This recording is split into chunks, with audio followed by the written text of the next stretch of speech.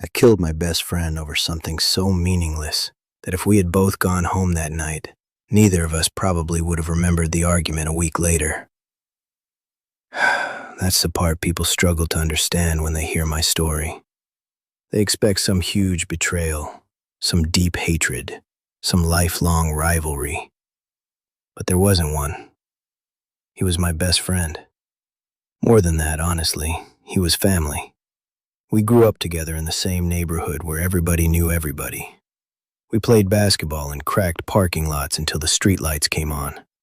We skipped school together, got into stupid trouble together, talked about escaping our hometown together. When my parents fought, his house felt safer than my own. His mother fed me like I was her child too. If someone had told either of us growing up that one day I'd be responsible for his death, we would have laughed in their face. That's why prison feels so unreal sometimes, because my mind still separates the person I was from the person who killed him. In my memories, we're still kids riding bikes through the neighborhood with scraped knees and stupid dreams. But reality doesn't care about memories. Reality cares about actions, and mine destroyed everything. The night it happened started normal. Too normal. That's what scares me now when I look back. It was no sign that anybody was going to die. We were at a party with people we'd known for years. Loud music, cheap alcohol, smoke hanging in the air. Everybody pretending to be tougher, richer, happier than they actually were. We had both been drinking, laughing, joking around. For most of the night, nothing felt wrong. But alcohol changes conversations. It changes tone. Little comments start feeling personal. Ego grows louder. Patience disappears. He joked about money I owed him from a few weeks earlier. Not even a serious amount. And people nearby laughed. Normally I would have laughed too. That's how stupid this entire thing is. But that night, something about being embarrassed in front of everyone triggered something ugly inside me. Instead of brushing it off, I snapped back aggressively. He snapped back harder. Suddenly, two lifelong friends were trying to humiliate each other over absolutely nothing. And once pride enters the room, logic leaves fast. The argument moved outside into the driveway because that's what angry young men do. They turn private stupidity into public performance. People followed us outside like they were watching entertainment. Phones came out. Voices got louder. Somebody yelled, "Fight him!" Looking back now, I realize how dangerous crowds are in emotional situations. Nobody wants to walk away when people are watching. Pride becomes more important than peace. He shoved me first. I shoved him back harder. Friends stepped between us for a second, trying to calm things down, but by then we were both too angry to hear reason. The saddest part is that neither of us actually hated each other. We were just intoxicated, emotional, and trapped inside that stupid male instinct to never look weak in front of people. Then he punched me. It wasn't even a devastating punch. I've been hit harder in random basketball games growing up, but humiliation mixed with alcohol and anger can turn 1 second into disaster. The moment his fist connected with my face, something inside me completely disconnected from reality. I reached into my waistband and pulled out the knife I carried everywhere back then because I thought it made me look dangerous. That's one of the hardest truths I've had to admit in prison. I confused intimidation with respect. I thought carrying a weapon made me powerful. In reality, it only made me fragile.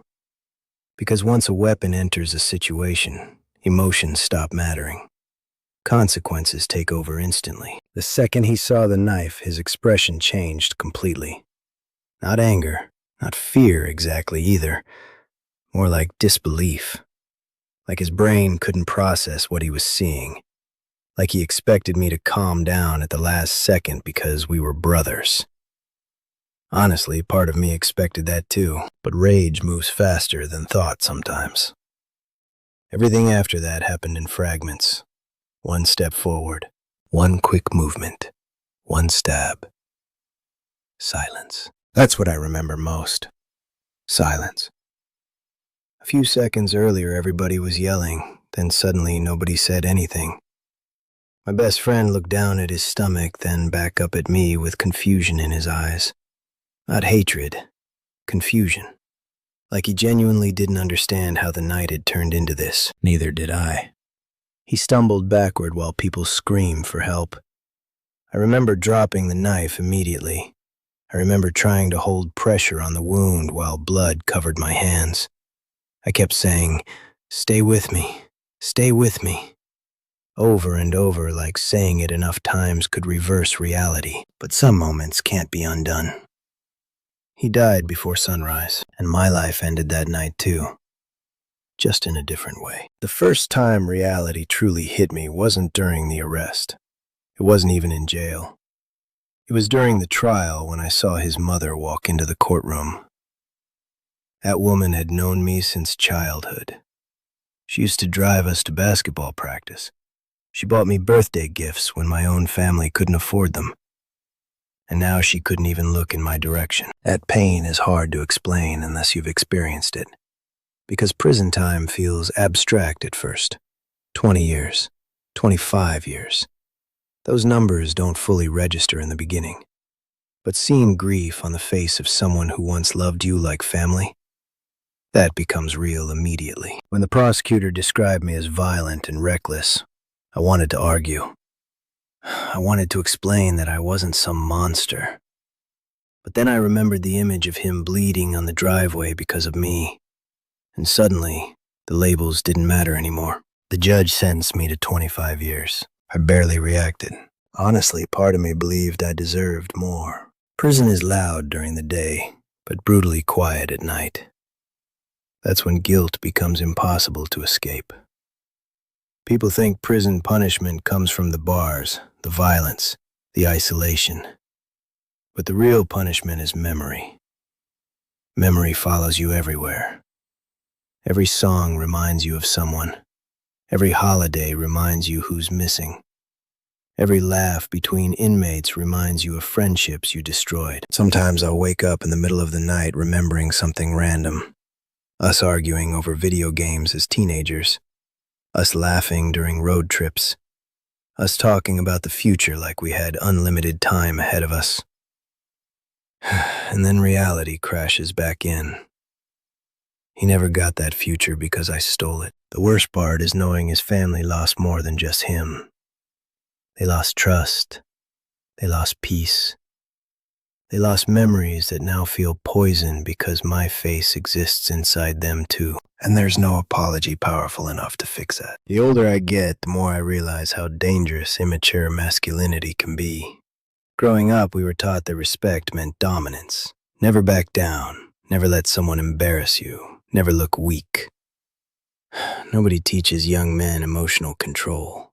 Nobody teaches them that walking away is strength too. If someone had taught me that earlier in life, my best friend might still be alive.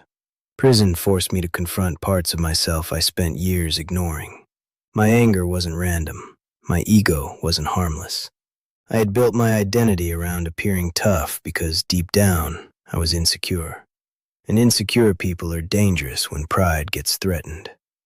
Now when I watch younger inmates come into prison angry at the world, I see myself in them. Same posture, same arrogance, same belief that violence solves disrespect. But violence solves nothing. It only transfers pain from one life into many others. One of the hardest things about prison is watching the outside world continue without you. People get married, families grow, technology changes, children become adults. Meanwhile, you stay trapped inside the same moment that destroyed everything. My best friend would have been in his late 30s now, maybe married, maybe raising kids, maybe successful. I'll never know. Because I ended every possibility his future had. And for what? An argument nobody even remembers clearly anymore.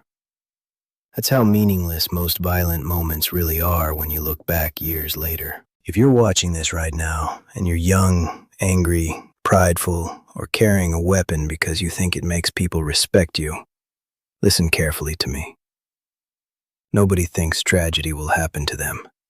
I didn't. Most people sitting in prison didn't. We all believed we'd stay in control right until the second we lost it. One emotional moment can destroy decades of love, loyalty, friendship, and future. That's not dramatic language. That's reality. The people cheering during fights disappear afterward. The crowd goes home. Social media moves on. But the consequences stay with you forever. Prison doesn't end when the cell closes. Prison follows you mentally every single day because memory becomes its own sentence. I replay that driveway in my head constantly, not because I want pity, not because I want forgiveness, but because I would give absolutely anything to go back and make one different decision. One breath, one step backward, one moment of emotional control. That's all it would have taken. Instead, my best friend was buried before he turned 30. And I've spent every day since trying to understand how someone you love can become someone you destroy. I killed my best friend over nothing. And the worst part is knowing that no matter how many years pass, I'll never stop carrying that truth.